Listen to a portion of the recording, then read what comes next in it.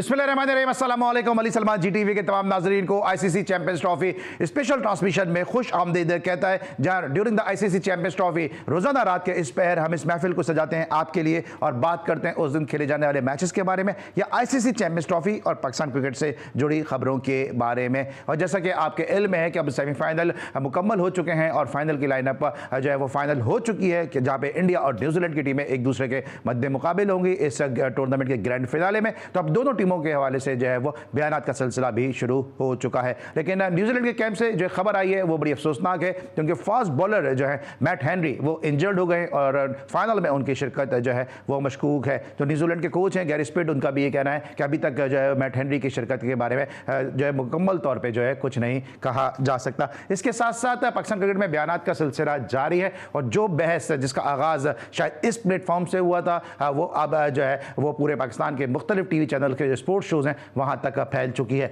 जी हाँ, बात हो रही है 92 के प्लेयर्स की कि 92 के प्लेयर्स ने पाकिस्तान क्रिकेट को कितना डैमेज किया है। और अब ये बातें वो भी कर रहे हैं जिन्होंने 92 के प्लेयर के साथ इस ड्रेसिंग रूम शेयर किया है, उनके साथ खेले हैं, उनके जूनियर हैं, ये शायद उनमें से कई एक ने इन 90s के प्लेयर्स की कप्तानी में अपना डेब्यू भी किया है। तो आज इसको भी अपने शो में डिस्कस करेंगे। जैसन गिलेस्पी के बयानात का सिलसिला भी जारी है और दूसरी तरफ जो इंडिया को फेवर देने की बात है ये बाज़गश्त अब जो है वो बरतानवी मीडिया तक भी पहुंच चुकी है और वहां भी इस हवाले से आवाज़ें उठ रही हैं कि भारत को इस ICC चैंपियंस ट्रॉफी में खुला फेवर दिया गया।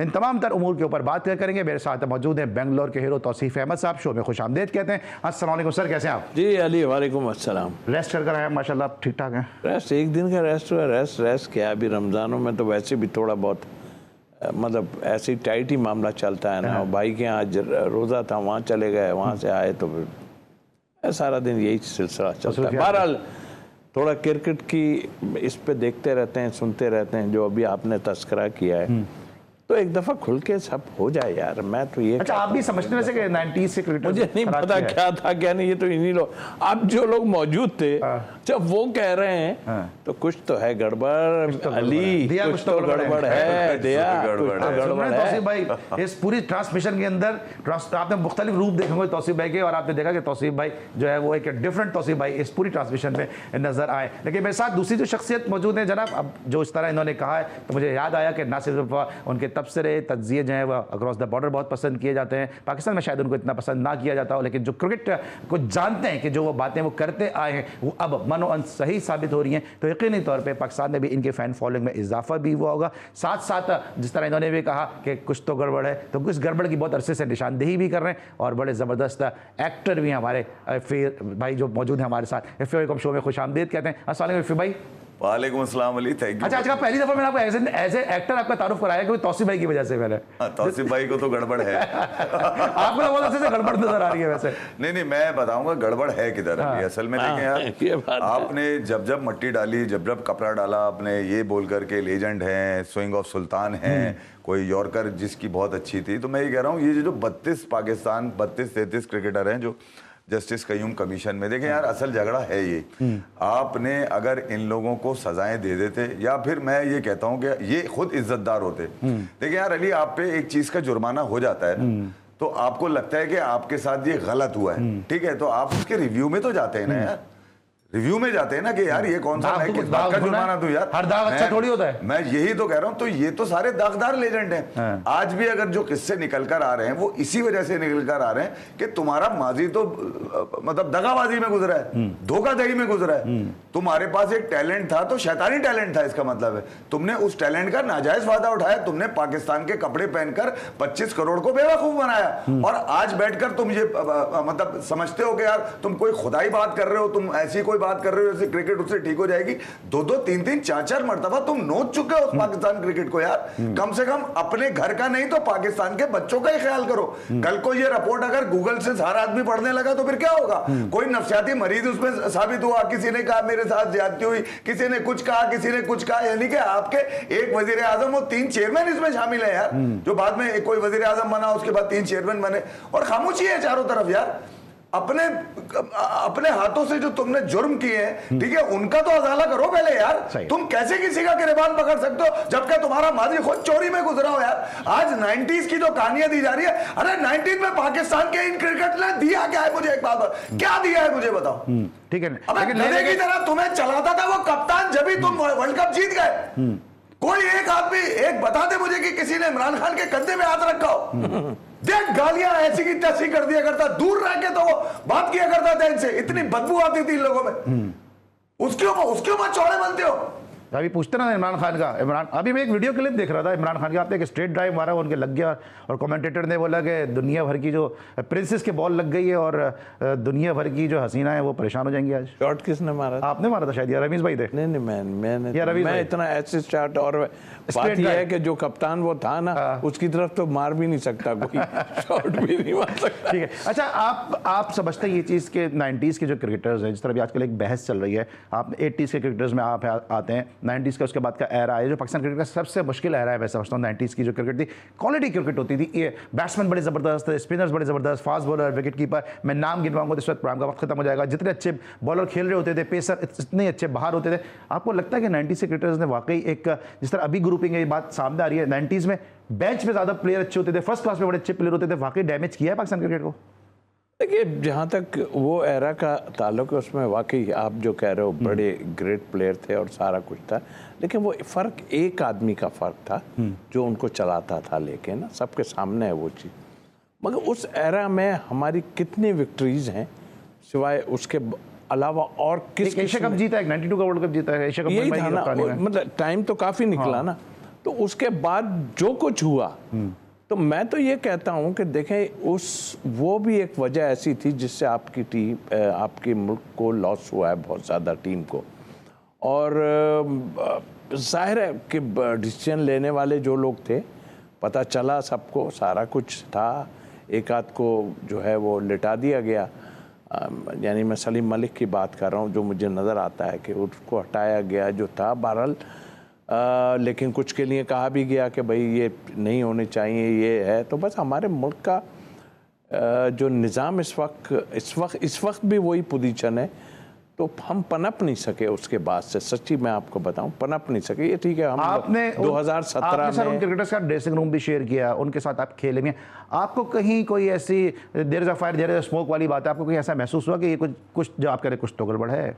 देखिए, कुछ तो गड़बड़ की तो आप इतना क्लोज जो वो बता रहे हैं 8-9 साल जो है, मैं तो वसीम अकरम से कहता हूँ कि ज़रा एजाज से पूछें तो वो क्या बात कर रहे थे, कौन सी बात की है। 9 साल उनके साथ रूममेट में रहे, जीत के उन्होंने काफ़ी कुछ कहा, हर लिहाज से उनके साथ थे वो। तो वसीम को पूछना चाहिए कि भाई तुम क्या बातें कर रहे हो। उन्होंने मना किया था, ये तुम्हारा कहीं ये तो ख्याल नहीं है। मैं वो क्लिप देख रहा था, उसमें तो क्या मसले मसाइल हैं क्या? इतने पुराने आपस के लोग अब ये खोलना खुलाना शुरू कर दिए बातें, क्या वजूहात क्या है इसकी? ये अगर ऐसा कुछ है तो तुम बेवकूफ़ लोगों को बना रहे हो, हैं? हमने भी सबको देखा है, मूव करते देखा, बहुत सी ऐसी चीज़ें जिसका तस्करा बैठ के मैं यहाँ नहीं करूँगा, इसलिए कि वो उनकी अपनी पर्सनल लाइफ। बात वही घूम कर आ जाए, कुछ तो गड़बड़ है, बहुत ज़्यादा गड़बड़ है। अच्छा, एक और लेकिन आप नहीं समझते कि अब वो वक्त आ गया है कि आप ये एहसान कर दें कि आप कुछ बताएं, कुछ करें, ताकि आने वाली क्रिकेट तो बेहतर है ना, वरना कब तक अंडर द कारपेट नहीं हम क्या बताएंगे? हमें ये थोड़ी पता। हमारे भाई देखिए, हम तो किसी गिनती में नहीं थे। अगर कुछ हो भी रहा है, जो लोग कह रहे हैं, हम इस गिनती में थोड़ी आते थे उस वक्त। ड्रेसिंग रूम और ये हालात का, ये तो जो इनसाइड लोग हैं वो बात कर रहे हैं ना, जो इतना क्लोज थे वो ये चीज़ें। मैं तो कोई चीज़ नहीं निकाल रहा, मैं तो जो चीज़ निकाल रहा हूँ वो सामने है कि भाई ये मेरे टाइम में ये लोग जब थे, मैं यूसुफ की बात करूँ, इनकी बात करूँ, उनकी बात करूँ, लोग उस पर भी कहते हैं यार सर। मैं कहता हूँ यार देखो, ये चीज़ नहीं है, किसी की हम बेइज्जती नहीं कर। लेकिन अगर कोई हमें मुझे किसी ने बोला कि यार यहाँ ऐसे ही, एक टीवी से फ़ोन आया कहने, मैंने कहा मैं तो उड़ा दूंगा ये, उसमें ये जो गिलस्पी वाला मामला है। हाँ। तो उन्होंने कहा नहीं वो मुल्क, यार मैंने कहा मुल्क, वो किस मुल्क के उसमें कर रहे हो जिसका बेड़ा गर्क कर दिया है इन्होंने। और आप कह रहे हो कि मेरे को जो है मैं उसकी फेवर करूं जिस आदमी ने किसी की मानी नहीं। इतने लाखों आदमियों ने कहा कि भाई 2 स्पिनर डाल दो, आप उसकी फेवर की बात कर रहे हो। और कौन लाता है इनको, मैं पूछता हूं, क्रिकेट बोर्ड लाता है ना। आप गोरों से डरते क्यों हो यार? गोरों चूंकि इसलिए कि वो देखे स्ट्रिक्ट तो होते हैं, थोड़े टाइम में कुछ लोग मिला गए आपस में, कप्तान उन्होंने ये स्ट्रांग है, कप्तान स्ट्रांग है, और ये कोच जो है ना उससे मिल जाता था गोरा आन के। कभी आपके किसी प्लेयर को हेड कोच सिवाय इंजमाम वगैरह को जो एशिया में ही जो है अफगानिस्तान ने रखा, गोरे ने आपकी टीम के किसी प्लेयर को, आपके ग्रेट प्लेयर को कोई हेड कोच रखा कभी? सही, क्या वजह है, क्यों नहीं रखा? बल्कि मैं तो उस दिन भी बात करता कि जो ऑस्ट्रेलिया की स्टेट टीम में अप्लाई किया था वहां पे भी जो है इनको कोच नहीं रखा जाता। लेकिन इस टॉपिक को जरा मैं मजीद आगे बढ़ाऊंगा, फिर भाई से मैं जरा पूछूंगा। मिलते एक छोटे से ब्रेक के बाद।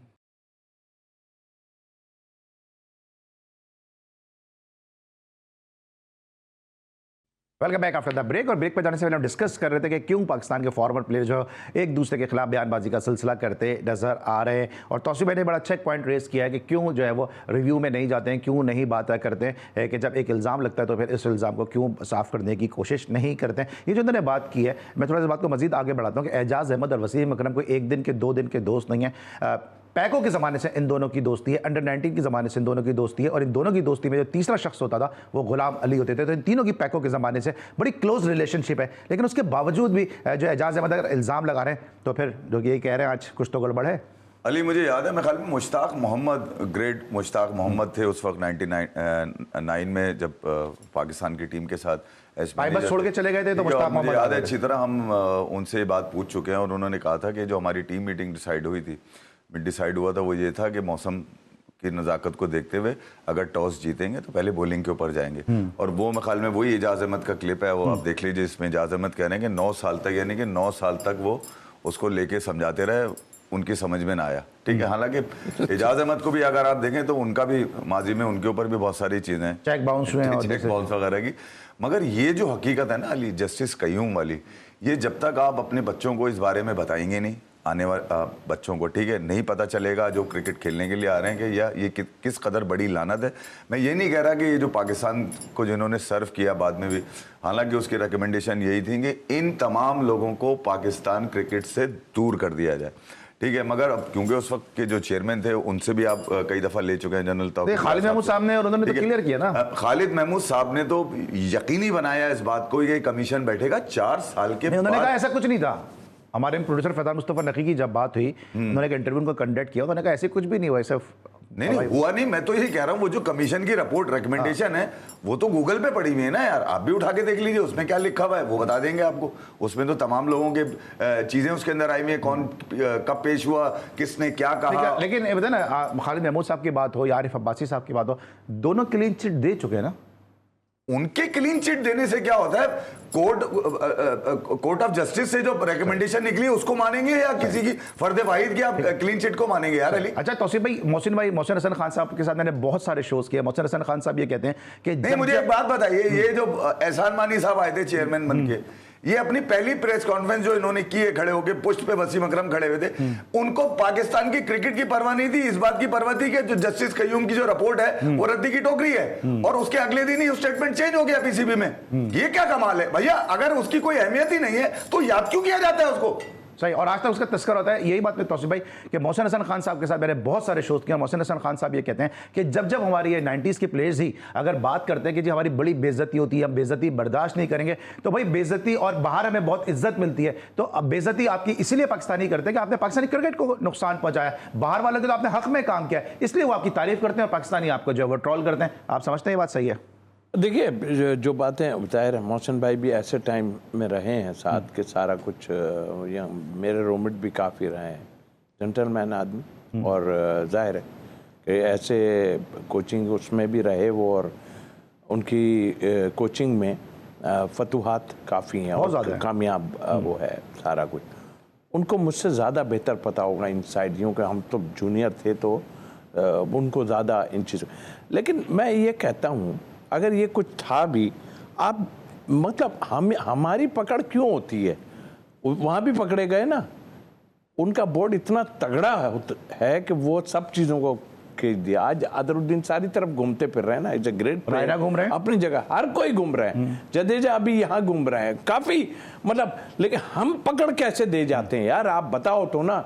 चाहे वो यासर हो या कोई हो, कोई नीचे वो रख के उनकी बातें टेप कर लेता है, या कि फिर दूसरे जितने हैं हर आदमी का होता, और वो भी हो जाता है, हाँ भाई यहाँ भाई हो गए, अच्छा बैन लग गया, बैन लग गया। दो बातें तो उसमें, या हम पकड़ कैसे दे देते हैं, या हमें जिसको नहीं खिलाना होता हम उसको पकड़ा भी देते हैं। मुझे याद आ गया आपकी गुफ्तगू से इस्लामाबाद यूनाइटेड का जो मशहूर ज़माना केस है, किस तरह खालिद और शर्जील के केस को मिस हैंडल किया गया, और शायद पहली मरतबा ऐसा होगा कि किसी क्रिकेट बोर्ड का चेयरमैन ड्यूरिंग द कमेंट्री, एक नहीं दो नहीं 3 से 4 मरतबा उसने जो है वो कमेंट्री में आके ये बात की है। तो इसका मकसद तो ये था कि जाल बुरा गया है। देखिए मैं आपको एक चीज़ हूँ, उस वक्त चूंकि मौजूद था और इन दोनों के क्लोज था। अब शर्जील को आपने हमेशा बड़ा वो किया है। ये ना समझिए क्लोज था तो किसी ने यहाँ उड़ा दी गया ऐसा, क्योंकि वो जाहिर है मैं हैदराबाद का भी कोच रहा, फिर खालिद लतीफ़ भी कराची से, सब हमारे इलाके के सब थे। तो मुझे ये देखें, ये चीज़ें चलाई जाती हैं। अब चलाई कैसे जाती हैं, आपकी ओपनिंग पार्टनरशिप जो है सॉल्व हो गया था 20 में, आपका सॉल्व हो गया था। इंग्लैंड में जो मैच खेले मार धाड़ वही उसी की बात कर, तो ये करीब भी नहीं आने दे रहे थे किसी को। फिर किसी के यहाँ से ये दिखाया गया, और यार ये कितना हो गया, और ये कितना, वो तुम्हारा ये गोश्त कहाँ जा रहा है, मतलब इस टाइप की बातें शुरू। वो अब थोड़ा सा भाई तुम यहाँ तो मना कर दोगे उसके, वो बाहर जाके बिरयानी खा लेगा, तुम क्या कर लोगे, कुछ भी नहीं है भाई, ऐसा मत करो। ठीक है, मैंने अपने टाइम में अगर देखा तो डेविड बून को नहीं देखा, कई प्लेयर ऐसे थे यार, हैं हाँ, कितने मतलब आई मीन देखें, अगर वो ग्राउंड में ठीक है, सब है। मैंने बताया ना, इसमें सबसे बड़े कल्पिट ही कहूँगा, ये हमारे ट्रेनर हैं, जो किसी के लिए कुछ रखते हैं, ये फर्स्ट क्लास में भी और इसमें भी, डोमेस्टिक में भी, किसी के लिए कुछ करते हैं, किसी के हाथ में ये पकड़ी हुई है, और सर कितना हुआ, हाँ नहीं भाई इतना हो गया, इतना हो गया, कितना हो गया। जिसको तुम्हें करना होता है वो नहीं भाग पा रहा, आपके राउंड नहीं लगा पा रहा, आपका जो जितने मीटर का आपको वो दिया हुआ है इतने मिनट में करना है, जब आप नहीं कर पा रहा वो, तो तुम कैसे पास हो रहा है यार, वो बताओ तो मुझे कैसे पास हो रहा है। क्लब के लोग आन के खड़े हो जाते हैं और जाके लोगों को ब्रीफ करते हैं, और फिर उसके बाद आप ऐसे हो जाते हैं, तो वो सॉल्व हो गया था। उसके बाद क्या इन्वॉल्वमेंट हुई, उसके बाद क्या हुआ, मुझे अच्छी तरह याद है कि जब ये केस हुआ तो मैं चूँकि साथ था, रात को वो हमारी गाड़ी में नहीं थे वो लोग, तो वसीम भी साथ ही था, सब लोग। सर हुआ क्या था, क्योंकि खालिद तो वो मैच खेला ही नहीं था, जो एक आदमी मैच ही नहीं खेला, उस पर फिक्सिंग इल्जाम कैसे लगा के उसको बाहर कैरियर खत्म कर दिया उसका। ये कहा यह गया कि ये पहले से इनको वॉच कर रहे थे, यहाँ से ही नहीं, ऑस्ट्रेलिया से वॉच कर रहे थे, जो मैंने इन सब की सुनी बातें। और जब ये गाड़ी में नहीं थे तो उस वक्त आवाज़ एक आई कि सब हो गए पूरे, तो उन्होंने कहा नहीं 2 आदमी नहीं, 3 आदमी नहीं है, 3 में उसमें इरफान भी था, मोहम्मद इरफान भी था। तो उन्होंने कहा जी डूप टेस्ट के लिए वो गए। मैंने कहा यार 2 की पर्ची निकलते हुए देखी है मैंने, 3 की कैसे निकली है, मेरे अपना जहन वो कर रहा था। तो खैर वो बात आई गई हो गई, हमने कहा शायद हो गया होगा कुछ, वो तो एक रूटीन में है ना ICC के, भाई किसी का भी ले सकते हैं, किसी भी टीम में का कर सकते हैं। तो वो सुबह जब नाश्ते पे पहुंचा तो मुझे उसने कहा कि काम हो गया। मैं क्या काम हो गया, चलने के वो 2 आदमी, नहीं यार ये कैसे, वो खैर वो मैं डरते डरते और इनके कमरे में गया, डरते डरते, और गया कैसे कमरे में, मैंने कहा इस वक्त तो सारे कैमरे लगे पड़े होंगे कि इधर कौन आ रहा है कौन नहीं आ रहा। वो वेस्ट इंडीज़ का एक प्लेयर ओपनर था, वो मेरे बराबर के ही रूम में था। तो मैं जब बाहर निकला तो वो हमारी जो किट थी ना वो ऊपर देने जा रहा था, तो मैंने उससे कहा कि मुझे तुम दे दो, मैं जो है वो मैं पहुंचा। उसने कहा नो इट्स ओके। मैंने कहा नहीं मैं जा ही ऊपर रहा हूँ तो मैं ले जाता हूँ। मैं उससे लेके ऊपर गया और यही सोचते हुए कि उनसे भी बात करूँगा क्या है क्या नहीं है। कैमरे थे अपने, ठीक है यार। वो देखे आ गया, वो दोनों ही थे कमरे में। मैं आज बताऊँ, बल्कि मैं आपको एक बात और बताऊं, एक साहब ने मुझे कहा है, उनमें से एक साहब ने मुझे कहा कि मुझे मुझ पे प्रेशर डाला गया, वो शायद ना बोले, मैंने बोला बोलो अगर ऐसी कोई बात, मुझ पे प्रेशर डाला गया कि तुम हमारे ग्रेट एक प्लेयर जो हैं पाकिस्तान के, उनका नाम लो। वो इन्वॉल्व है कि उन्होंने करवाया? उसने कहा नहीं तो उससे पूछ लें आप। उसने मुझे अभी नाइट मैचों में उसने मेरे से बात की है। मैंने कहा यार बताओ ना, अगर ऐसा किसी ने बोला, चाहे वो सिक्योरिटी थी या जो भी थे आपके लोग, अगर उनमें से किसी ने आपको बोला या किसी ने भी बोला तो बोलो ना, आप बोलते क्यों नहीं हो? तो वो हाँ हाँ हूँ हाँ। लेकिन उस वक्त की जो मैं बताऊँ नुकसान किसको हुआ, वो तो जोड़ी कामयाब हो गई थी।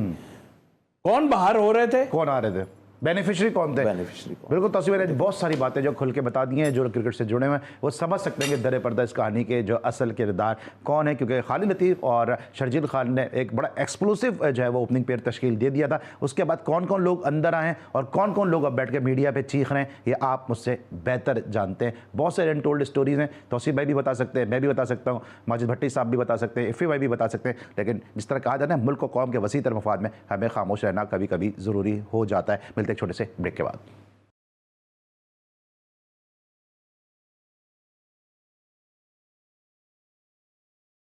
Welcome back after the break. और अब हम बात करेंगे थोड़ी सी बयानात के हवाले से जो स्टेटमेंट मुसलसल सामने आ रहे हैं, और सुनील गावस्कर साहब को जो है वो भी जो है वो तनकीद का निशाना बनाया जा रहा है। पाकिस्तान क्रिकेट के मामला पे बहुत ज़्यादा वो कंसर्न शो कर रहे हैं। फिर भाई क्या कहेंगे सुनील गावस्कर के हवाले से? जैसन गिलस्पी ने भी कहा है और मुसलसल जो उनके स्टेटमेंट भी आ रहे हैं, पाकिस्तान क्रिकेट को लेकर काफ़ी कंसर्न है वो। यार अली होना चाहिए। अभी आपने कहा कौम के वसीतर मफाद में हमारे बहुत सारे ग्रेड्स जो हैं खामोश हैं ठीक है, मगर यार अगर आपने क्रिकेट को बेहतर रखना है, ठीक है, क्रिकेट को आगे लेके चलना है, तो आपको बेहतरीन मफाद में उन सब चीज़ों को बताना पड़ेगा लोगों को। कब तक आप छुपा के बैठेंगे? आपने कोई अपने साथ खबर में तो नहीं लेके जाना ना। अगर आप चाहते हैं कि पाकिस्तान की क्रिकेट ठीक हो, यहाँ से लोग आवाज़ें नहीं उठाएंगे तो बाहर से लोग आवाज़ें उठाएंगे। आपका जो पड़ोस में जो जिसको इंडिया कहते हैं वो आपको और उसका क्रिकेट में लेकर एक राइवलरी है, जो कि पाकिस्तान अपनी क्रिकेट मतलब ऐसी क्रिकेट पाकिस्तान खेल रहा है कि वो राइवलरी की अब जान नहीं रही है। मगर इंडिया को तो एक राइवल चाहिए ना भैया, वो तो आपसे आज भी अपना राइवल समझ के लड़ते हैं। और उनकी पब्लिक का जो शऊर है वो भी ये बताता है कि हमारा क्रिकेट में एक ही राइवल है, वो पाकिस्तान है। पाकिस्तान को अपनी क्रिकेट बेहतर करनी पड़ेगी अली, वरना अगर आप इसी तरह इन चीज़ों को दबाते रहे और बड़े नामों को सोचते रहे कि यार ये बड़ा नाम है, ये बड़ा नाम है, ये बड़ा नाम है, क्या करेंगे, खत्म हो जाएगी, खत्म हो जाए, होने दे, एंड होने दे। एक दफा भैया कोविड में बाबर आजम कप्तान बन के लंदन गए थे, याद है आपको? इंग्लैंड का टूर किया था, ओडीआई सीरीज में उनके 8 खिलाड़ी बैठ गए थे और पाकिस्तान व्हाइट वॉश हो गया था। ठीक है, तो आप ये क्यों नहीं सोचते कि नए बच्चों को मौका देंगे, आप किसी को व्हाइट वॉश कर देंगे भाई? अच्छा तो इफ़ी मैंने तो बता दिया है सारी सिचुएशन, लेकिन गिलस्पी कह रहे हैं कि सुनील गावस्कर जो है वो पाकिस्तान क्रिकेट वाले से बहुत ज़्यादा बात कर रहे हैं। ये जैसन गिलस्पी पाकिस्तान पे एक तरफ तो क्लोन कह दिया उन्होंने आकिब जावेद को, अब क्या वो मरहम लगा रहे हैं पाकिस्तान के जख्मों पर जो गावस्कर के उंगली उठा रहे हैं? देखिए वो क्या कह रहे हैं, किसी से क्या कह रहे हैं, वो अपनी जगह है। लेकिन देखिए मैं एक आपको बात बताऊँ, मैं कोई ये इसने नहीं कि डिग्रेड किसी को करना चाहता हूँ अपने मुल्क का, जितना मुझे ख्याल है शायद इस तरह कह के और ना कह के वो और नुकसान हम करेंगे। अगर कोई बात है जो सिचुएशन चल रही थी, देखें किसी ने बोला जी वो आए थे बांग्लादेश के खिलाफ और तुम्हारा अजहर महमूद तो काम ही नहीं करने दे रहा था किसी को, वो तो खुद ही वो तो आया ही था ना, गिलस्पी भी और वो दूसरे भी आए थे ना, वो तो अभी सेटअप अपना सेट कर रहे थे। किससे मशवरे ले रहे थे? वो आपके ये प्लेयर थे जिनसे मशवरे ले रहे थे। अजहर महमूद आगे आगे जाहिर है वो उनकी सुन रहा होगा भाई कि अभी तक ऐसा है ऐसा ऐसा जो देखा, तो उसको क्यों दोष देते हो यार? देखिए एफी चले जाते पारी पे। एफी भाई गावस्कर की पाकिस्तान में बहुत इज्जत है, लेकिन मुझे याद है कि 83 का जब वर्ल्ड कप इंडिया ने जीता है तो पाकिस्तान में भी बहुत खुशियां मनाई गई और पाकिस्तान ने कहा एशिया में आ गया है वर्ल्ड कप। उस पर भी गावस्कर ने एक मराठी मैगजीन था शेकार, उसमें उन्होंने कहा था कि भाई वर्ल्ड कप एशिया ने नहीं जीता है, वर्ल्ड कप जो है वो इंडिया ने जीता है। अभी भी वही बातें करते नजर आ रहे हैं, मतलब ठीक है उनकी जितनी रिस्पेक्ट है, लेकिन उसके बाद कहीं ना कहीं वो बायस तो नजर आते हैं ना उनके स्टेटमेंट। अली आपकी क्रिकेट गिरी, आप समझे नहीं अली। अब पहले तो आप अपने मान को बढ़ाए ना यार, आपका मान क्या है? गेम है ना यार। आप जिस बलबूते पे चौड़े होकर चीते बन के झपट लिया करते थे वो क्रिकेट थी, क्रिकेट है नहीं आपके पास। अब तो आपकी क्रिकेट भी नहीं है, तो आपको हर तरफ से हमलावर होंगे लोग। अगर आप इन लोगों की बातों के चक्करों में लग जाएंगे तो अपने गेम से दूर हो जाएंगे, मजीद दूर हो जाएंगे, पहले ही दूर है आप। तो बेहतर ये है कि पहले अपने गेम को स्ट्रॉन्ग करें। मैं आपको क्या बताऊं, अभी शोएब अख्तर को मैं सुन रहा था, वो नेशनल टीवी पे बैठे हुए हैं और वो ये कह रहे हैं कि यार पाकिस्तान की क्रिकेट पे बात करने के अगर मुझे पैसे नहीं मिलेंगे तो मैं बात करना फजूल है मेरी, मैं पैसों के लिए बैठता हूं यहाँ पे। वो ये बात कर रहे हैं यार। हफीज कह रहे हैं कि 2000 के जो लोग थे कि इतना बड़ा इंसिडेंट हुआ कि वो मैं बता नहीं सकता। अभी बताओ ना, अपने बच्चों को तालीमी निजाम में होना चाहिए, क्रिकेट के निजाम में डालो ये बात यार। आज नहीं डालोगे तो अगले 50 साल में कहीं नजर नहीं आओगे। ये जो 75 साल की तुम्हारी क्रिकेट हिस्ट्री है ये नीस्तो नाबूद हो जाएगी। कब तक यार आप चीजों को बचाते रहेंगे। गवास्कर हुए, लाला मन्नाथ हुए, बेदी हुए, इन बातों में लगे रहे। युवराज सिंह की बात आपको याद नहीं आ रही, वो क्या कह रहा है, लाना था यार वसीम अकरम के पर। वो ये कह रहा है कि तू टीवी में बैठ के मजाक उड़ा रहा बच्चों का, वहां पर जाकर बैठ वहां पे बच्चों की ट्रेनिंग कर वहां पे। तो बात ये है कि यार जब आपको अपनी कंट्री से मोहब्बत होगी तो पहले तो आप उसमें अपने आप को मजबूत करोगे, फिर उसके बाद पड़ोस से निकलने वाली आवाजों को दबाओगे। आप इस तरह से आवाजों को नहीं दबा सकते, आपको गेम से दबाना पड़ेगा भाई। खेल में आप सिफर हो चुके हैं यार, और बचा क्या है। वरना कल माजिद भट्टी साहब यहाँ बैठ के क्या कह रहे थे, क्या गैरी कस्टर ने जो 2024 में रिपोर्ट दी थी जब $25 की अब सेल्फियां ले रहे थे ये, और पाकिस्तान की क्रिकेट की इज्जत लुट रही थी, तार तार हो रही थी, ये मजे कर रहे थे वहां पे। और ये जो पार्टीज अटेंड कर रहे थे, और जो आप सबने देखा फिर यूएसएसएम किस तरह से वो मैच हारे। ब्रेक लेंगे, वापस आएंगे, मजीद बात करते हैं।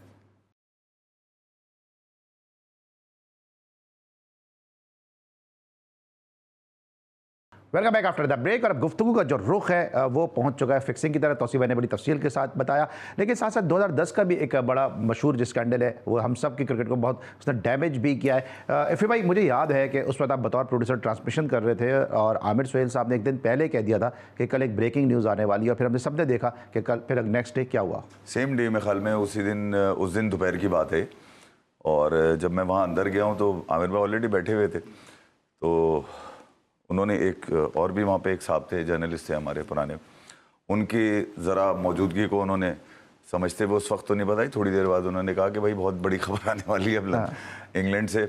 और जो कि पाकिस्तान अपनी सीरीज़ वहाँ खेल रहा था, अच्छे मैच चल रहे थे, क्योंकि आपकी ज़बरदस्त टीम थी सलमान बट की कप्तानी में, आपके पास पेसर पूरे थे, बैट्समैन पूरे थे, एक ज़बरदस्त टीम हुआ करती थी। मगर शाम होते होते एक पहाड़ बन के टूटी वो खबर पाकिस्तान की क्रिकेट के ऊपर, और फिर उसके बाद कई अरसे तक वो चलती रही। तो देखिए यार अली, मुझे वो जो इंसिडेंट हुआ पाकिस्तान के क्रिकेट में, उसमें वो तमाम लोग पकड़े गए, ठीक है। अगर तो वो पीसीबी के पास आ जाते वो लोग, भाई पीसीबी इंटरफेयर कर लेता कि ठीक है हम अपने तहत कर लेंगे चीज़ें, तो फिर उसी तरह जस्टिस कयूम वाली कहानी हो जाती है, भंडारी कमीशन, फखरुद्दीन जी इब्राहिम। मतलब आपके पास कमीशन कम बने यार, मतलब हम तो सिर्फ जस्टिस कयूम बताते हैं, उससे पहले से चला आ रहा है आपका यार। हमने तो पूरा हिफ्स किया हुआ है, हमें तो पता है यार। मैं तो बहुत सारे लोगों के नाम बताने से कोशिश करता हूँ, दबा दूं ये चीजें, मगर कब तक दबेंगी यार। आपकी क्रिकेट इन्हीं चीजों से मुतासिर हो रही है, और आज भी जो आपकी परफॉर्मेंसेज हैं उस पर भी शुकूक शुबात से लोग देखते हैं कि यार ये ना हो कि कहीं कोई सुनने को कोई चीज़ मिल जाए। तो 2010 का जो वाकया है, उसके बाद पाकिस्तान की क्रिकेट संभली नहीं। 2009 में आपके पास एक वाकया हुआ, आपकी क्रिकेट चली गई। फिर 2010 में आपके पास शुकूक शुबात के बादल छट गया। होते होते होते आप 2017। लेकिन एक बात सवाल ही पैदा होता है ना, क्विकली मुझे बताइएगा कि आमिर सुहेल को कराची में बैठ के स्टूडियो में ट्रांसमिशन करते हुए ये पता कि कल क्या खबर आ रही है, वहाँ जो टीम मैनेजमेंट है उसका क्या है, जो जिस तरह बार बार मोहसिन भाई कहते हैं कि वो चोर था आपका लॉबी में बैठा हुआ था, ये उनके सेम अल्फाज हैं। अली देखें यार, आमिर सुहेल हुए, राशिद लतीफ़ हुए, आकिब जावेद हुए, अताउर रहमान तो जब पाकिस्तान आ गए ये तो इनको तो भगा दिया गया था पैसे और टिकट देके कि भाई जब तक तू छुपा रहेगा जब तक तेरे को पैसे मिलते रहेंगे वहाँ पर, ठीक है। तो उन्होंने पूरा किया। अब वो जब वापस आए तो पैसे कम पड़ गए तो उन्होंने बोलना शुरू कर दिया, आज तक बोल रहे हैं वो। तो कुछ लोग बहुत ही वोकल थे, और ये आज भी इस मामले पे आज भी आप इनको लेके बैठेंगे तो ये बगैर झिझके बगैर डरे बता देंगे। अच्छा, अब यकीनन इसकी कुछ सेंस होती होगी गेम की, ऐसा नहीं है। और मजहर मजीद की स्टोरी आपको बताया कि ये लंदन में शुरू नहीं हुई थी, श्रीलंका में शुरू हुई थी, ठीक है। और मोबाइल लेने देने से शुरू हुई थी, और वो मोबाइल उनका पकड़ा गया, और उसके बाद शाहिद ने अपनी किताब में भी लिख दिया। तो मैं ये कह रहा हूँ कि ये कहानी 2010 में खुली है, वरना ये शायद मेरे ख्याल में 2007-8 से चल रही थी कहानी। ये साड़ियाँ वाड़ियाँ लेना और ये पता नहीं क्या क्या। चले जरा थोड़ा सा मौजू को चेंज करते हैं। अभी एक रिजवान ने एक मैसेज किया कि टीम हडल की जो एक तफसीलात थी वो लीक हो गई, और रिजवान ने उसमें खिलाड़ी से बात करते हुए कहा कि बेफिक्र रहो, खिलाड़ी नहीं जाते, तब्दील कोच ही होते हैं। तो तब्दील कोच ही होते आए, और रिजवान की बात लीक कर दी, क्रिकेटर मुखबरी कर दी जाके। कोच एंड सेलेक्टर वो भी ऐड कर लेना, इसलिए कि तबाही तो इन्हीं सब पे आती है ना। एक्चुअल बिल्कुल उसने ठीक कहा, इसलिए वो तो बिल्कुल जो बात कर रहा है ये क्या दूसरे भी करेंगे, इसलिए कि आप जब घूम के पीछे देखते हैं ना तो कहते हैं यार ये बेंच पे कोई था हमारे या नहीं था। वो कह रहा भाई कहाँ था तुम्हारे बेंच में, इन्होंने कहीं बेंच बनाने दी, इन्हीं लोगों ने बेंच बनाने दी, किसी ने कोशिश की, अभी आन के जो गुलाम को खिलाया वो खिलाया, मगर वो भी ऐसे हो रहे हैं जैसे कि पता नहीं उन्होंने 40-50।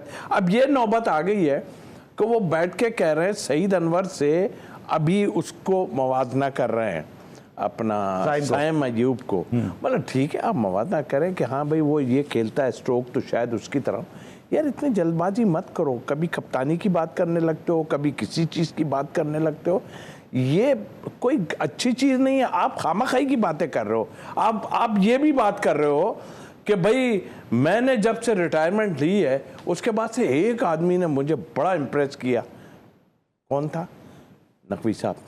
कहने लगे जो वो कहते हैं ना भाई वो करते हैं, उस पर अड़ जाते हैं। ओ भाई ये बात करने की अभी कौन सी जरूरत पड़ गई है, आप तो लग गए ना भाई, आप लग गए, एक टीवी पे भी बैठे हुए हो, वो टीवी भी जिसका है सबको मालूम है, तो आप अभी ये बात कही, इसको कहते हैं हमें कुछ कहते थे, इसको कहते हैं सही जो है लिफ्ट करना।